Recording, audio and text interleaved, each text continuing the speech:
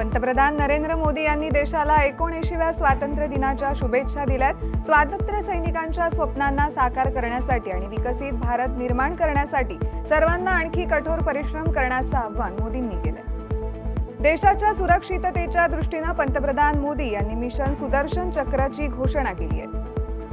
बांगलादेशातील भारतीय उच्चायुक्तालयानं भारताचा 79वा स्वातंत्र्य दिन साजरा केलाय। ढाका येथील चांसरी इमारतीत मोठ्या संख्येनं भारतीय समुदायाच्या सदस्यांनी या उत्सवात भाग घेतलाय। युक्रेन प्रश्न सोडवण्यासाठी अमेरिका आणि रशिया आज अलास्कामध्ये चर्चा करणार आहेत। अमेरिकेचे राष्ट्राध्यक्ष डोनाल्ड ट्रम्प यांनी पुन्हा एकदा आपल्या दाव्यात असं स्पष्ट केलंय की भारत-पाकिस्तान संघर्षात 6-7 विमानं पाडली आहेत। दोन्ही देश अणुयुद्धासाठी तयार होते, मी वाद मिटवलाय।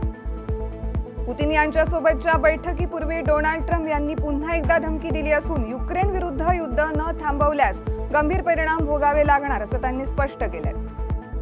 बेजबाबदार, द्वेष पसरवणारी आणि चिथावणीखोर वक्तव्य करणे थांबवा, अन्यथा त्याचे परिणाम अतिशय वाईट होतील, अशा शब्दांत भारतानं पाकिस्तानला खडसावलंय। काश्मीरमध्ये ढगफुटी झाली असून 55 जणांचा मृत्यू झालाय, तसेच मृतांचा आकडा वाढण्याची भीती आहे।